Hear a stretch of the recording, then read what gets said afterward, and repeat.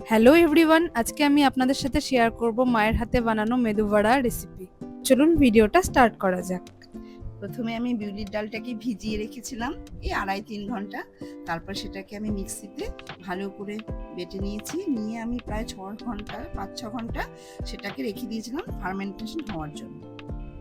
এবার এটা 5-6 ঘন্টা যখন এটার ফার্মেন্টেশন হয়ে গেছে, তারপর এটার মধ্যে আমি ধনে পাতা, লঙ্কার গুঁড়ো, গোটা জিরে, লবণ দিয়ে ভালো করে ফেটিয়ে নেব। এবার সেটাকে আমি সাইডে সরিয়ে রাখলাম। এরপর মেদু বড়ার জন্য আমার লাগবে চাটনি। এবার আমি চাটনিটা তৈরি করে নেব। চাটনির জন্য আমার লাগবে ছোলার ডাল, নারকেল, কিছু বাদাম, একটু তেঁতুলের পাল্প, দুটো কাঁচা লঙ্কা, 1 ইঞ্চি আদা। তো সবই এবার আমি আস্তে আস্তে মিক্সিতে দিয়ে নেব। দিয়ে নিয়ে আমি চাটনিটাকে বানিয়ে নেব। তারপরে স্বাদ মতো লবণ দেব।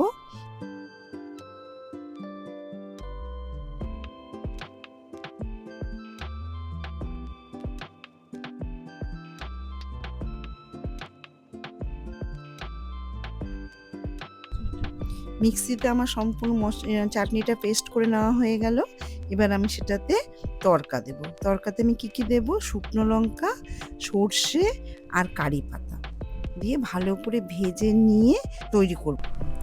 আমি যে চাটনিটা তৈরি করেছি তার সঙ্গে এই তড়কাটা ভালো করে মিক্স করে দেব। দিয়ে এটাকে আমি সাইডে সরিয়ে রাখবো।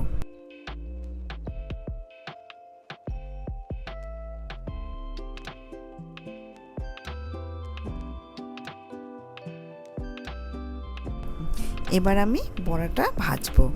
এবার আমি সহজভাবে ভাজবো, কারণ হাত দিয়ে অনেকেই ভয় পায় তেলে ছাড়তে।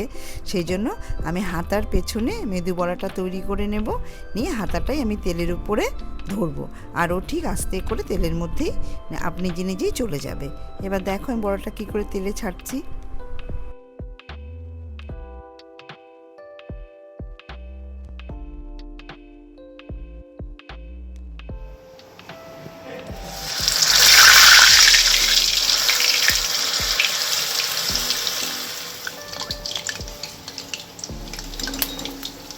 তো গরম গরম মেদু বড়া কমপ্লিট। এবারে সেটা আমরা চাটনি দিয়ে খাবো।